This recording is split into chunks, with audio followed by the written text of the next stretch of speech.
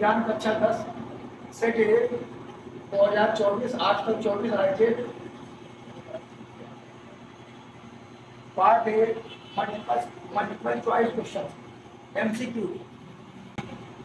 The image formed by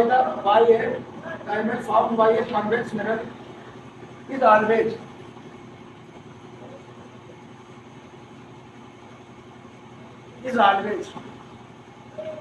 convex lens, यानी उत्तल दर्पण से प्रतिबिंब सदैव बनता है।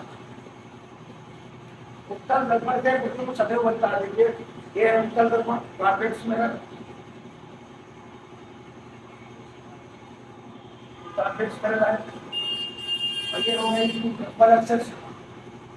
यहाँ पर हमने फर्स्ट बची है, पोल है, ध्रुव है, एक फोकस है। इसका फोकस इधर होगा कि नहीं? अवतल में फोकस किधर होगा? इधर। अवतल में फोकस किधर होगा? इधर। लेकिन उत्तल में फोकस किधर होता है? उधर। तो ये हो गया इसका, बताए ना फिर साइंस में बताए ना जो ये तो हाँ। इसका ये वक्रता केंद्र हो गया, ये इसका फोकस हो गया। अब हम इधर ऑब्जेक्ट रखा, हमने ये भी ऑब्जेक्ट रखा है, तो हमने पढ़ा कि मुख्य अक्ष के समांतर आने वाली प्रकाश की किरणें फोकस से होकर जाती है। मुख्य अक्ष के समांतर आने वाली प्रकाश की किरणें फोकस से होकर जाती है। तो देखिए मुख्य अक्ष के समांतर हम ले गए, हमने पढ़ा था कि नहीं? तो यहाँ फोकस से होकर नहीं, फोकस से जाती हुई प्रतीत होती है। दूसरी जो सी से जाती है वो अपने ही मार्ग पर वापस लौट आती है। जो सी से जाती है वो अपने ही मार्ग पर वापस लौट आती है। अब इन दोनों किरणों ने जहाँ जो वापस लौटने के बाद, टकराने के बाद जहाँ पर ये किरणें मिलती हैं वहीं पर इनका प्रतिबिंब बनता है। अब इनका प्रतिबिंब कहाँ पर बना है? देखिए अब इसमें हमारे पास जो है ऑप्शन है वक्रता केंद्र तथा फोकस के बीच। वक्रता केंद्र तथा फोकस के बीच चित्र को समझिए पहले। उत्तर सामने पीछे सबके लिखे होते हैं, लिखवाए दो मास्टर। वक्रता केंद्र तथा फोकस के बीच, वक्रता केंद्र तथा अनंत के बीच, ध्रुव तथा फोकस के बीच कहीं पर भी बनता है, वह वस्तु की स्थिति पर निर्भर करता है। तो ये यहाँ पर हमारा प्रतिबिंब किसके बीच बना है? ध्रुव और ध्रुव और तो ध्रुव और फोकस के बीच ऑप्शन नंबर सी हमारा जो है इसका सही है। ये चित्र बनाने के लिए आएगा उत्तल दर्पण से, तो भी एक आपका सवाल तैयार हो जाएगा कि वह उत्तल दर्पण से प्रतिबिंब कैसे बनाते हैं, सिर्फ एक चित्र बनाना होगा। तो हमारा कौन सा ऑप्शन सही? ध्रुव तथा फोकस के बीच। ऐसा नहीं कि ये पूछ लिया है, तुमसे चित्र भी पूछ सकता है। ध्रुव और फोकस के बीच ये कहाँ ऐसे लिए ध्रुव और फोकस के बीच बना जो है ना तो आते बहुत अच्छे। ध्रुव और फोकस के बीच ये हमारा प्रतिबिंब बना। ध्रुव और फोकस के बीच, अंग्रेजी में भी इसका हमारे पास अनुसार जो है तो हम लिखेंगे between the pole and the focus. इसमें ऑप्शन सी सही है,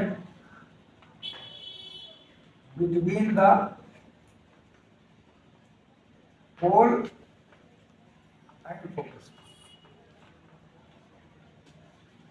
between the pole and focus, उसका एक चित्र समझ में आया। अगर अलग से बनाने के लिए आएगा बना लेंगे। अगर एक ही चित्र आपको बनाना है, ये अलग से बनाने के लिए आएगा तो बना पाएंगे। उत्तल के तो हमने, अवतल के तो हमने कई बनाए, उत्तल का हमने एक भी आपकी कॉपी नहीं बनाया, तो उत्तल का यही एक चित्र बनेगा। आंसर बोल रहा है उत्तल का एक भी चित्र बनाया नहीं।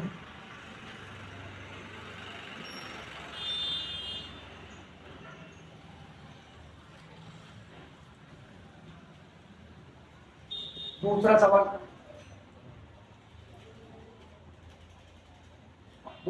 है, जब प्रकाश किरणें एक माध्यम से दूसरे माध्यम में जाने पर अविलंब से दूर हटती हैं, जब प्रकाश किरणें एक माध्यम से दूसरे माध्यम में जाने पर अविलंब से दूर हटती हैं, उस माध्यम को से किस माध्यम, सघन माध्यम से विरल माध्यम में जाता है। तो अविलंब से दूर कब हटती है? तो देखिए ऊपर अगर सघन है, नीचे क्या है? विरल है, ऊपर सघन है नीचे विरल है। लिखिए आप अपना, ऊपर सघन है नीचे विरल है।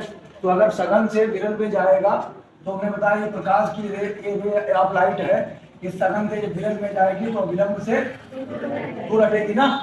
अगर विरल से सघन में जाएगी, हाँ विरल से अगर सघन में जाती है अविलंब की ओर झुकती है। तो पहले इसका आंसर सघन माने होता है डेंसर और विरल माने होता है रेरल। तो ये ध्यान रखिए। अब इसका हमें ऑब्जेक्टिव जवाब प्रश्न का आंसर लिखना है। जब प्रकाश की किरणें एक माध्यम से दूसरे माध्यम में जाती हैं, अविलंब से दूर हटती हैं, सघन माध्यम से विरल माध्यम में जाती हैं, विरल माध्यम से सघन माध्यम में जाती हैं, कम आवर्तनांक वाले माध्यम से अधिक आवर्तनांक वाले माध्यम में जाती हैं, पारदर्शी से अपारदर्शी माध्यम में जाती हैं। तो इसका जवाब हमारे पास सिर्फ यही है, पहला वाला सघन माध्यम से विरल माध्यम में जाती है। कौन सा जवाब इसका है? सघन माध्यम से विरल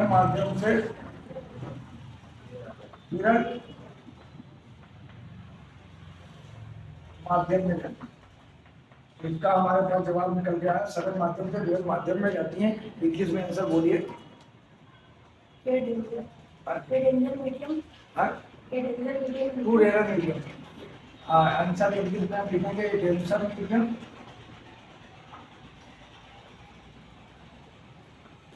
to rarer medium, denser medium, to rarer medium. तो ये इसका हमें जवाब लिखना था कि अविलंब से वो दूर कब जाएगी। बात समझ में आएगी नहीं? अविलंब से वो कब दूर जाएगी? जब डेंसर से रेरल में घुसेगी तभी अविलंब से दूर हटेगी।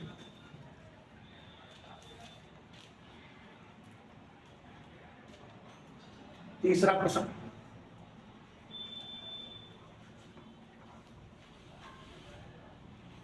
एक उत्तल लेंस की फोकल दूरी 15 सेंटीमीटर है। उत्तल लेंस आप लोग जानते हैं, तो उत्तल लेंस की फोकल दूरी को हमें कहा लिखना है प्लस।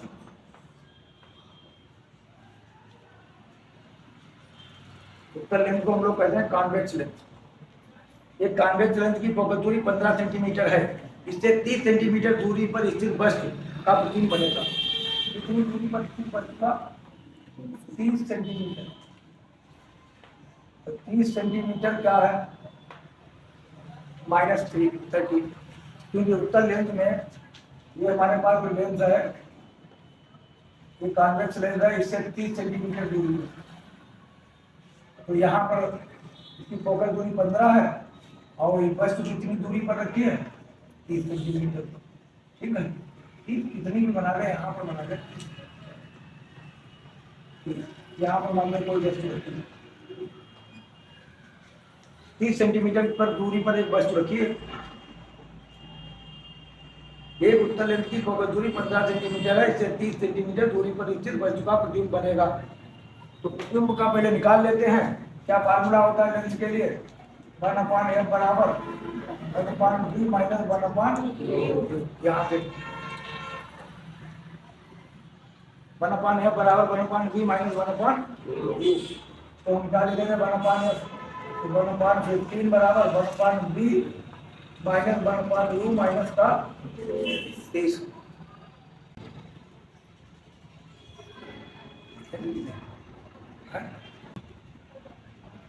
-30 लिखोगे, ये चीज है कि नहीं? जो वस्तु इधर होती है, तो उसका काय का चिन्ह लिखना है माइनस का। परेली लड़का एक रहा है, परेली लड़का तुम्हारा, हाँ यस। तो यू का मान कितना लिखेंगे? माइनस का 30। लेंथ में इस साइड में नापी गई दूरियां माइनस, इस साइड में नापी गई दूरियां प्लस। क्योंकि उत्तल लेंथ है, उत्तल लेंथ की फोकल दूरी हमेशा काय में लिखना होती है? प्लस में लिखनी होती है। उत्तल लेंथ की फोकल दूरी हमेशा प्लस में लिखनी है। तो बताइए 1/15 प्लस, इधर ले आओ, प्लस का कितना होगा? 1/30 बराबर 1/b।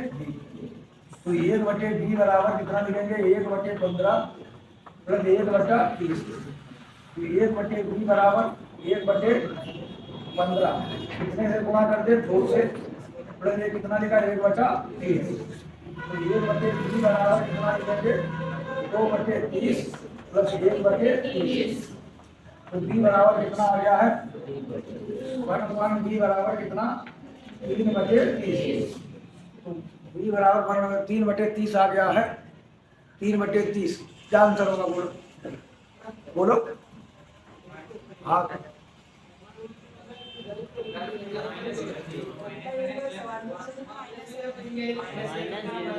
अच्छा ये माइनस माइनस प्लस हो जाएगा ये सही है। और 1/b बराबर ये कितना हो गया प्लस का 1/30। चलिए अब तो सही है 1/15 के 1 माइनस का 30। ठीक है अब सही। तो ये क्या हो गया माइनस ये क्या हो गया माइनस तो कितना आ गया 1/30। दो में से गया तो बी बराबर कितना आ गया कैंची गुणा करेंगे 30 सेंटीमीटर। वो भी काट कौन काटेगा प्लस। तो इससे मतलब ये निकलता है कि बस इधर है प्रतिबिंब 30 सेंटीमीटर दूरी पर बनेगा, लेकिन प्रतिबिंब 30 सेंटीमीटर दूरी पर इधर नहीं बनेगा। इस साइड में प्रतिबिंब 30 सेंटीमीटर की दूरी पर बनेगा। किधर उधर। तो उधर 30 सेंटीमीटर की दूरी पर बनेगा। तो इसका जवाब इसमें हमें मिलना चाहिए कौन सा है 30 सेंटीमीटर पर वस्तु की ओर। नहीं वस्तु की ओर कहाँ बनेगा वस्तु की ओर तो बने नहीं। अगर वस्तु की ओर बनता तो काहे लिखते हैं माइनस का। हाँ 30 सेंटीमीटर पर वस्तु के दूसरी ओर आ गया। इधर बना दूसरी ओर तो क्या लिखेंगे आंसर इसका कौन सा वाला सही है बी ऑप्शन सही है क्योंकि उधर प्लस आया है। तो 30 सेंटीमीटर दूरी पर वस्तु के दूसरी ओर बना। समझ में आया कुछ ना तुम लोग आओ बैठे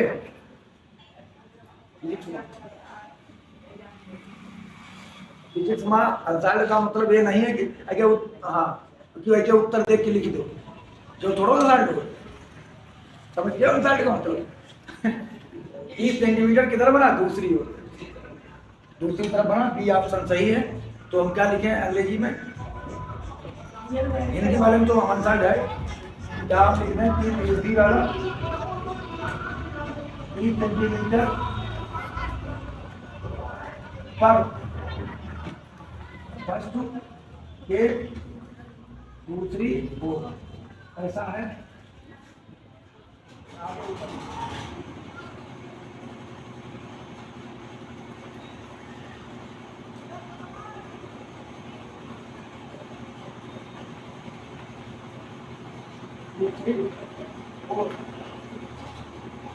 दूसरी ओर कितना है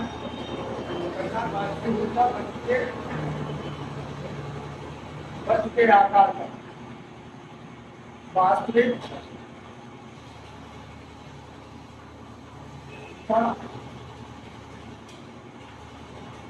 वस्तु के आकार वास्तविक उल्टा वस्तु के आकार का ये वास्तविक बनेगा उल्टा भी बनेगा और वस्तु के आकार का 30 सेंटीमीटर। तो यही अंतर है दूसरा है कौन सा है इसमें तीसरे में भी है तो ठीक है वास्तविक उल्टा वस्तु के आकार का। चलो नोट करो पहले फिर हम आगे। अब अगला प्रश्न जब स्वयं प्रकाश की प्रिज्म जब स्वयं प्रकाश एक प्रिज्म से गुजरता तो निर्गत प्रकाश में प्रिज्म के आधार से दूरस्थ प्रकाश का रंग होता है। जैसे ब्राइट लाइट है यहाँ से कोशिश ना करो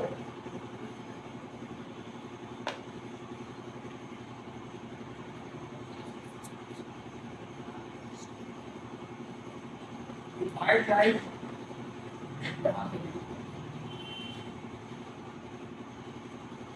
व्हाइट लाइट जब यहाँ से खिंचती है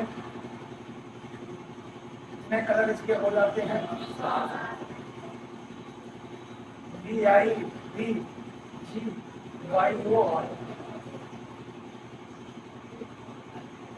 तो इसमें भी white light passes through a prism. The color of the emergent light emergent यहाँ से फिर ये बाहर निकली stand from the base of the prism. तो कहा कि stand from the base of the prism इसका मतलब क्या है जब स्वयं प्रकाश किसी प्रिज्म से गुजरता है तो निर्गत प्रकाश में प्रिज्म के आधार से दूरस्थ प्रकाश का रंग होता है। आधार से दूरस्थ रंग कौन है आधार के करीब बैंगनी है आधार के करीब इंडिगो है, आधार के करीब ब्लू है, आधार के करीब ग्रीन है, आधार से दूर कौन है? कौन सा दूरस्थ रंग है? समीपस्थ रहता, पास वाला रंग रहता तो कौन सा होता? बैंगनी। तो इसका मतलब क्या है? दूरस्थ कलर कौन है? लाल। तो इसका आंसर कितना हो गया? लाल। यानी आधार से दूरस्थ कलर जो है वो कितना है? आधार से जो दूरस्थ कलर, आधार से जो दूरस्थ है भैया, व्हाइट लाइट जो प्रिज्म से गुजारेंगे, तो हमसे प्रश्न पूछा है white light passing through a prism, the distance light from the base, light की जो दूरस्थ रंग है वो कौन है? रेड है कि नहीं? आंसर रेड है। तो आंसर में लिख दे रहा है, समझ के लिखिए आंसर, सारे प्रश्न बदले उसको मिल पाए दिमाग। अच्छा चलिए, अब अगला सवाल है 5वां।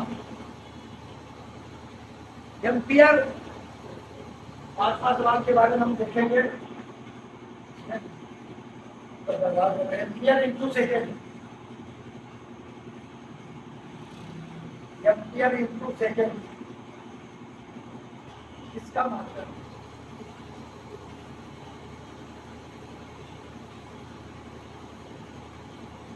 अंग्रेजी में लिखा है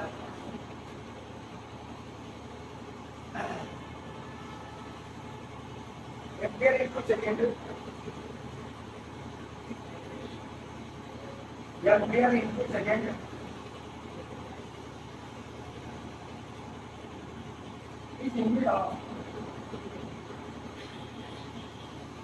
अब यहाँ पर हमारे पास लिखे हैं पहला इलेक्ट्रिकल एनर्जी, पहला है वैद्युत ऊर्जा,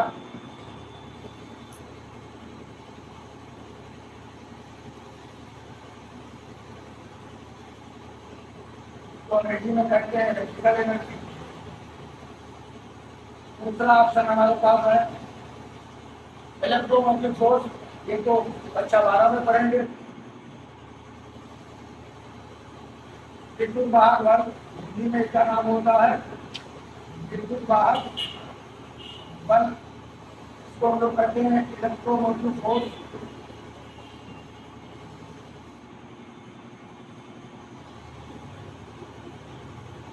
ई का मान चार्ज यानी आवेश, चौथा ई का मान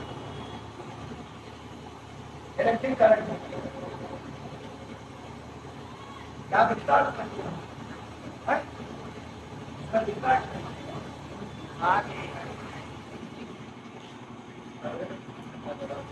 चलिए आगे देखते हैं।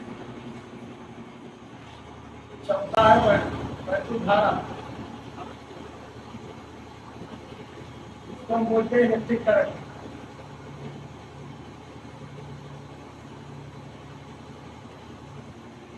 बताइए, चलो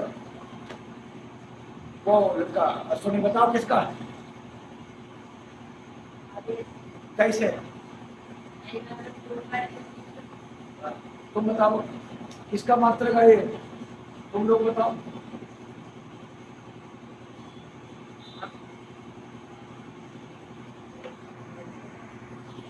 आई बराबर हमने लिखा Q/T, और Q बराबर IT। देखिए आई को हम लोग नापते थे, याद करो एम्पियर, समय को हम लोग नापते थे, याद करो। तो आंसर हो गया एम्पियर इंटू,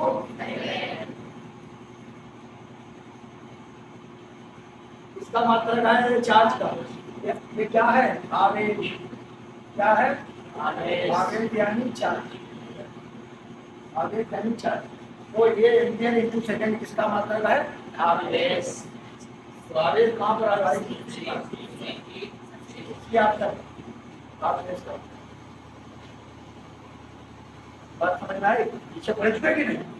और हमने लिखा भी, ये हमने लिखा भी आपके लिए, आवेश का मात्रक क्या होता है। चलिए अब अगला सवाल देखते हैं। आन कर चले तो 6 नंबर, 6 नंबर सवाल, एक सेल से R1 R2 दो प्रतिरोध के दो तार समांतर क्रम में जोड़े जाते हैं। समांतर क्रम जानते हैं, ऊपर नीचे। ये जिनमें प्रवाहित धाराएं I1 I2 है, तो उनमें करंट कितनी है? I1 और I2। ये धाराएं I1 और I2 है, उनमें कुछ सेकेंड उत्पन्न ऊष्माएं H1 H2 है, तो उसमें हीट है, ऊष्मा है, वो कितनी है? H1 और H2 है। तो उस बड़ाव का अनुपात H1 बटा H2 बराबर R2 बटा R1। डी ऑप्शन, H1 बटा H2 बराबर R1 बटा R2। डी ऑप्शन, H1 बटा H2 बराबर I1 स्क्वायर बटे I2 square. D option, H1 बटा H2 बराबर I2 बटे I1। कौन सा सही? उत्तर देख रहा है, कल कैलकुलेशन करना होगी। कौन सही?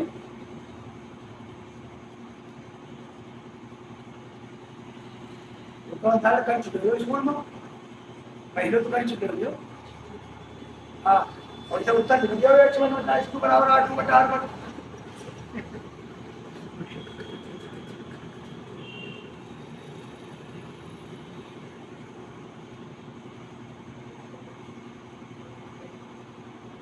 काफी हमने कराया है तुम्हारी, ये काफी तुमने विज्ञान पढ़ी का? तुम्हारी काफी में लिखा है यही सवाल। विज्ञान को याद करिए, तुम्हारी काफी में लिखा है। हाँ, जहाँ पर बैठू तो क्या पढ़ा?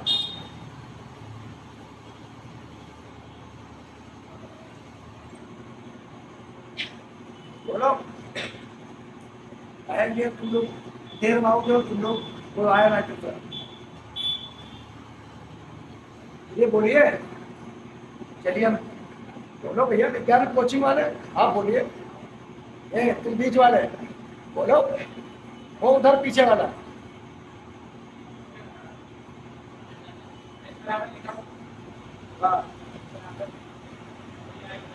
हाँ हाँ, H बराबर, हाँ हाँ है, हाँ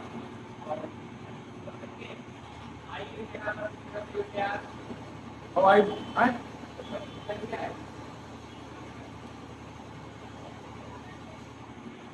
चलिए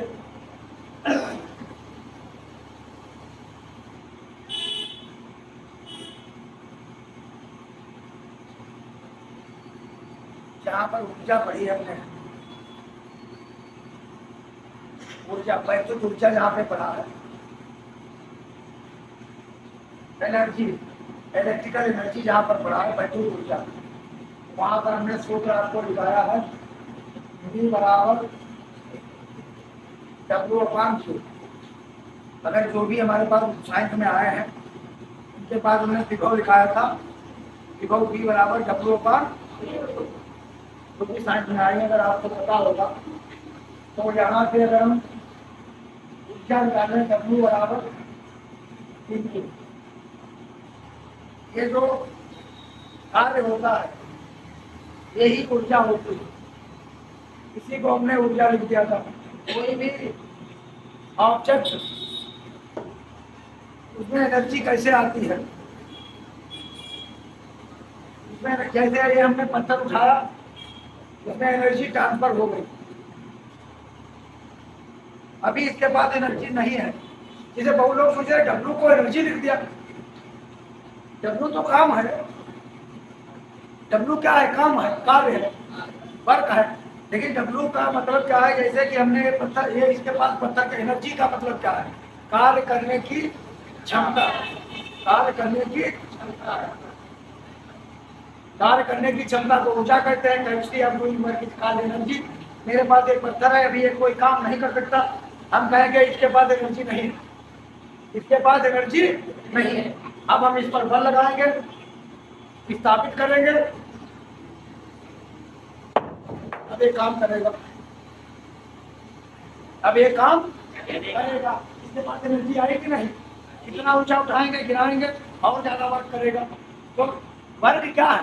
it is mode of transfer of energy. कार्य एक तरीका है जिससे किसी ऑब्जेक्ट में आप एनर्जी ट्रांसफर कर सकते हैं।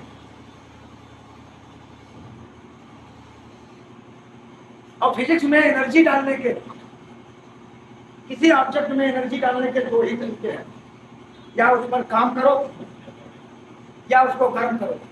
अगर किसी चीज को आप गर्म कर देंगे, पहले छू रहे हैं कुछ नहीं होता है, अगर आपने उसको हीट कर दिया, गर्म कर दिया, तो उसमें एनर्जी, हाथ चल जाएगा, इसका मतलब वो हाथ, उसने पत्थर में काम किया, यानी पत्थर में एनर्जी आ गई। तो फिजिक्स में एनर्जी डालने के दो तरीके होते हैं, कक्षा 11 में पढ़ेंगे आप। या तो उस पर काम करिए या उसको हीट करिए, तो ये एनर्जी ही होती है। और एनर्जी एक रूप से दूसरे रूप में ट्रांसफर हो जाती है। जैसे आप अपने हाथ रगड़ेंगे, अभी कक्षा 11 में पकड़ो, हाथ गर्म हो गए, हाथ गर्म हो गए, आपने mechanical energy is change into the heat energy. आपने क्या किया? जो यांत्रिक ऊर्जा है, जो अंतर ऊर्जा है, उसको ऐसे गर्म करने पर वो गर्म हो गए हाथ, यानी हीट एनर्जी में ट्रांसफर कर दिया। बल्ब जलने लगता है, किसमें ट्रांसफर हो जाए? वैद्युत ऊर्जा में। लकड़ियां जलाते हो, किसमें? गर्मी में ट्रांसफर हो जाए, तो एनर्जी ट्रांसफर होती है। तो यहाँ पर हीट का मतलब क्या है? एनर्जी। एच का मतलब क्या है? ऊर्जा है। एच का, ऐसे ना हिला लो, हमें मालूम है नहीं, तो ना समझ में देखो तो हूँ इधर। अब कोई हरकत कर रहा पीछे का,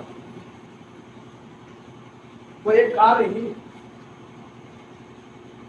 क्या होता है? W बराबर E2। और इसको जब 4.2 से भाग कर देंगे तो कार्य बदल जाता है कैलोरी।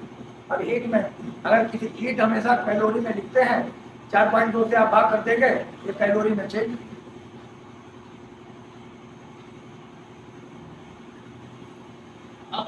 इसको हम कहाँ में चेंज कर देंगे? D बराबर Q को कहाँ में लिखेंगे? D लिखा था, Q बराबर I2 बटे 4.2। इसको तो पढ़ लीजिए, बाकी हम एक लाइन में भी लगा दे रहे। तो H बराबर D ऐसे रहने दो, क्योंकि हमने ओम का नियम पढ़ा, D बराबर I आर। ध्यान दीजिए, I बराबर, इसीलिए कह रहे हैं हाई स्कूल में तो रट के काम चलती है, निशान मारी हो, लेकिन 11 क्या होगा 12 क्या? साइंस तुमने पढ़ा नहीं, ना तुमने पढ़ाने दिया हमें, ना तो तुमने पढ़ा। हम लोग चक्कर में पड़े, हमने कहा एक सब्जेक्ट पैसा दे रहे हो, का दो, तो हम कह रहे वो भी तुम्हारा देखते, केमिस्ट्री थोड़ा देखते। तो आई की जगह हम कितना लिखते हैं? आई की जगह क्या लिखेंगे? D बटे R। कहीं रिलेशन पूछ लिया है स्कूल में, परेशान हो चुके, और इंटू में Q। तो H बराबर B की गुना D स्क्वायर बटे R इंटू। अब देखिए H बराबर B स्क्वायर बटे R, इसी सूत्र का हम, और नीचे कितना है? 4.2 से भाग कर देंगे, कारण बदल जाएगी, 4.2 से भाग करेंगे तो ये कारण बदल जाएगी। ये सूत्र हम प्रयोग करेंगे तो ये सवाल का आंसर हमारा निकलेगा। ये सूत्र का प्रयोग करेंगे तो हमारा आंसर निकलेगा। कैसे? देखिए, यह 1 बराबर इतनी उष्माएं हैं यहाँ, क्या लिखेंगे? विभव तुमने कहा समांतर क्रम में समान रहेगा, आपने कहा विभव समांतर क्रम में क्या रहेगा? समान। D स्क्वायर बटे R1 इंटू E। 4.2 लिखना चाहो लिखो। H 2 बराबर, लगाना यहाँ से, लगाना यहाँ से, H2 बराबर D स्क्वायर बटे R2 इंटू D। देंगे बेटा कि नहीं? H2 जब लिखोगे तो B नहीं बदलेगा, R1 R2 चेंज हो जाएंगे, क्योंकि R1 रेजिस्टेंस तो बदलेगा लेकिन विभव नहीं बदलता। समांतर क्रम में हमने पढ़ा पोटेंशियल इज नॉट चेंज। यहाँ पर हम सूत्र दे दिया 1/r बराबर 1/r1 plus 1/r2 plus 1/r3। श्रेणी क्रम में धारा नहीं चेंज होती। ऐसे देखो अब क्या निकालो H1 बटा H2 बराबर, ना पढ़ाने दिया ना हमने पढ़ाया,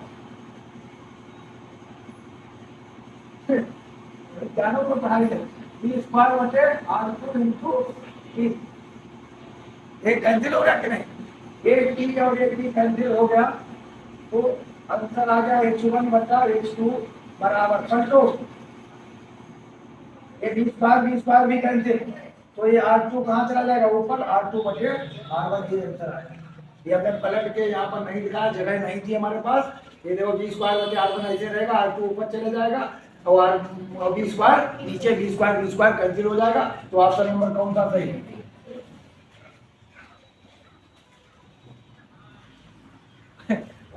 विज्ञान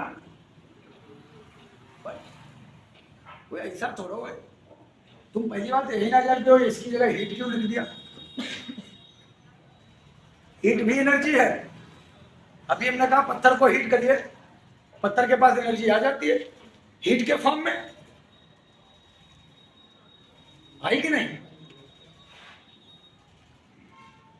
पत्थर के पास एनर्जी आ गई, किसके फॉर्म में, हीट के फॉर्म में आ गई। तो ये सवाल हीट के फॉर्म में हमारा हो गया भाई। बताइए समझ में आया क्यों कि नहीं? अगर हमें एक डेरिवेशन करने के लिए, ये हमने करवाया भी है, ये तुम्हारे समझ में कुछ किसके नहीं समझ में आया बताइए, फिर से हम तुम्हें बता दे रहे हैं। देखिए एक एक सवाल हम तुम्हें लगवा देंगे फिजिक्स का, एक एक सवाल हल करा के, जब ये ना कि आखिर में उत्तर दे के निशान मरवा दे, नहीं, एक एक सवाल लगा मिलेगा मैं कारण सहित। अब केमिस्ट्री के ऑब्जेक्टिव आप लोग लिख ही रही हो, हम भी लिखवाएंगे, जैसे सूत्र भी लिखना बताएंगे आपको केमिस्ट्री में कैसे हम सूत्र लिखते हैं पूरे, और बायोलॉजी का तो तुम लोग पढ़ ही रहे हो। देखिए ये हमारे पास इंग्लिश में आंसर है, इसका एक सवाल तब भी आप समझ लीजिए। 6 नंबर सवाल पर हम पहुंच गए। 2 wires of resistance R1 and R2 are connected to a cell. 2 wire हैं, एक सेल से कनेक्ट है, एक सेल से कनेक्ट है। कोई सेल होती है, सेल तो जानते हैं प्लस माइनस जिसमें बना होता है, इन द पैरेलल। अगर पैरेलल की बात करेगा तो पैरेलल में जो रेजिस्टेंस तुल्य होता है, इक्विवेलेंट रेजिस्टेंस होता है पैरेलल में, तो उसका सूत्र होता है 1/r बराबर 1/r1 plus 1/r2 1/r3, 1/r1 plus 1/r2 plus 1/r3। अगर नीचे देखे तो सवाल नंबर जानते कौन भूल गए, समझ लो। हाँ देखिए ये सवाल कठिन है, इसको समझिए। 2 wires of resistance R1 R2 are connected to a cell in parallel. एक सेल से ये वायर जो है, वायर तार, ये कनेक्ट है किसमें, पैरेलल में। If the current flowing in them are I1 and I2, उन तारों में पहले में I1 जा रही, दूसरे में I2 जा रही, अलग अलग करंट जा सकती है, 2 एम्पियर 3 एम्पियर कोई में अलग जा रही। हीट प्रोड्यूस्ड, जब तार में करंट जा रही, काम हो रहा, तार गर्म हो गया, क्योंकि तार तो तुम तो देखते हो, करंट अगर जाएगी तार छू के देखो तार गर्म हो जाता कि नहीं। तार में जब करंट चलती, तार छू के देखो तार गर्म हो जाता है। तार पर लोड डालिए, वायर पर लोड डालिए, वायर गर्म हो जाता कि नहीं। हीटर लगा दो, बहुत ज़्यादा लोड डाल दो वायर पर, वायर गर्म हो जाता है। इसका मतलब उसमें हीट चेंज हो, वो एनर्जी जो है जो तुम्हारे लिए वर्क कर रही है, तुम्हारा खाना पका रही है, वो हीट के फॉर्म में चेंज हो रही है। किसमें चेंज हो रही है, हीट के फॉर्म में चेंज हो रही है। तो देखिए रेस्पेक्टिवली पर second the ratio of heat का रेशियो चाहिए। H1/H2 इतना होगा, H1/H2 इतना होगा, H1/H2 इतना होगा, H1/H2 इतना होगा। तो चलिए हमने इसका एक सूत्र हमने पोटेंशियल का लिखा था तुम्हारी कॉपी में, V बराबर W/Q। जरा समय देखना भैया। हाँ V बराबर W/Q हमने आपको हीट के फॉर्म में लिख दिया सूत्र। तो W बराबर VQ, W क्या है, वर्क है। वर्क कैसे हम करते हैं, किसी पर ये बल लगाया और वो डिस्प्लेस हो गया, वर्क हिलावो ना, हमें बहुत मालूम है, केवल ऐसा देखा हो। वर्क बराबर बल गुणे विस्थापन, फोर्स इंटू डिस्प्लेसमेंट। वर्क का सूत्र होता है, कार्य का सूत्र होता है एफ इंटू डी। अच्छा 9 में पड़ेगा, तुम्हें मालूम है, इतना आप होशियार है।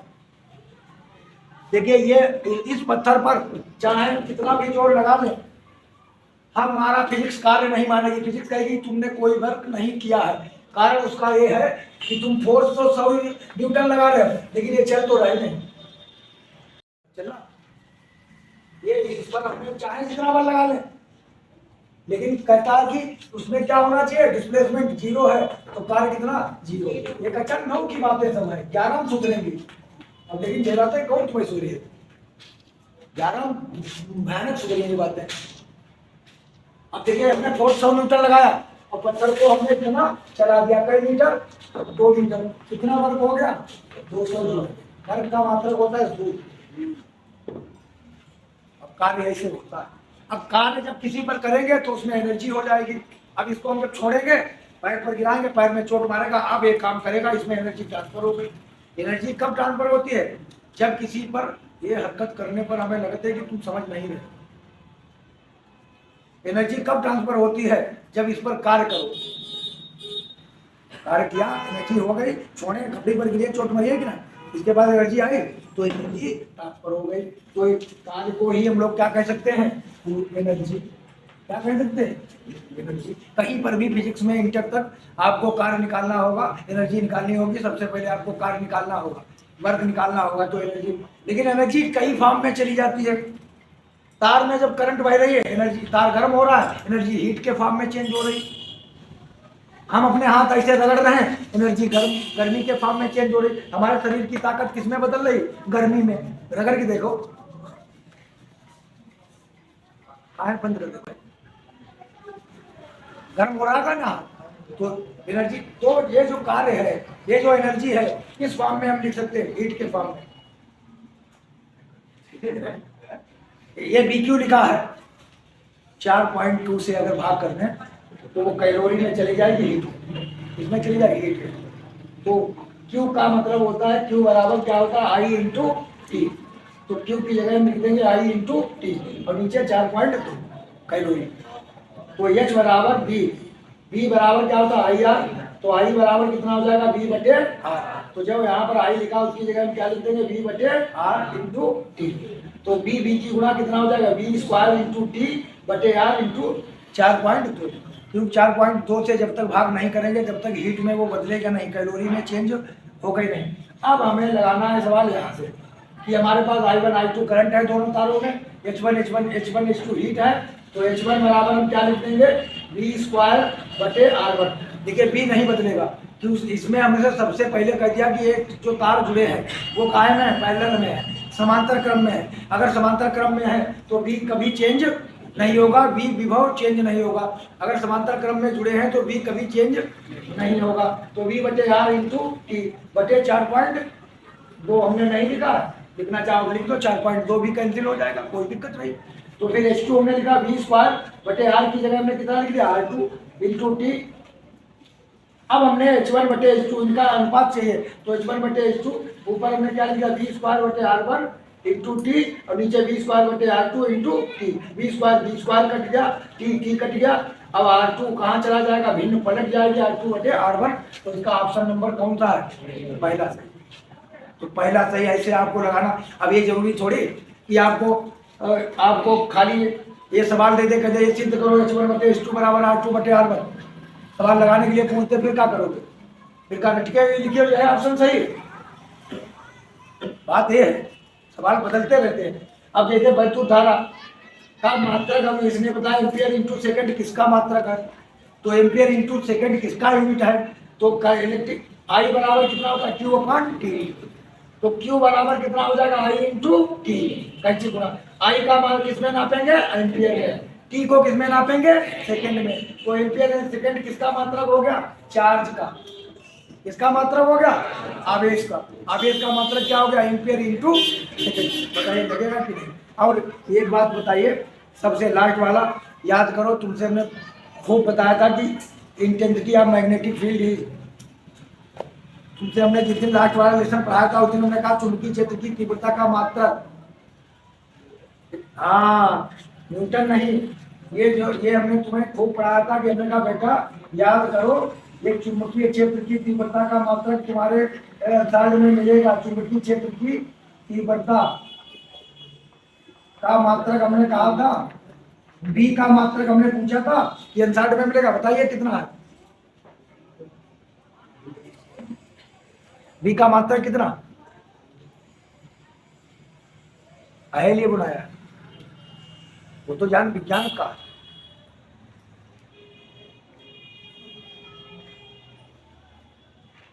ला क्या कहाँ है? ला देखिए बी का मात्रक, हाँ मैं देख लो, गाइड में देख लो, उत्तर देख लो, उत्तर जहत मास्टर पढ़ाते स्कूल में, उत्तर दिखवा के दिखा जो है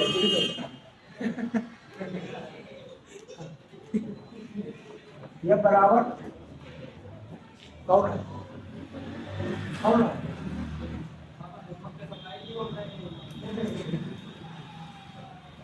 क्या है मात्रक इसका? बताइए कैसे निकाले?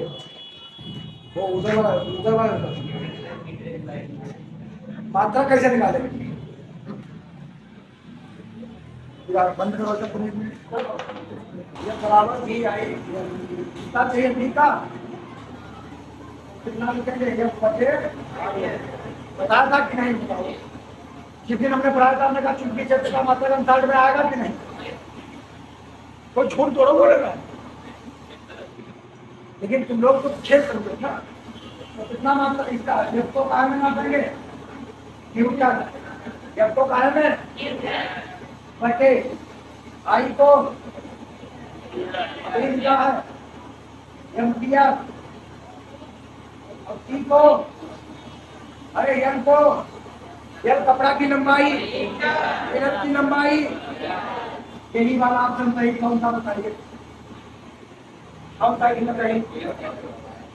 पहला नहीं, नहीं दूसरा कौन सा सही इसमें?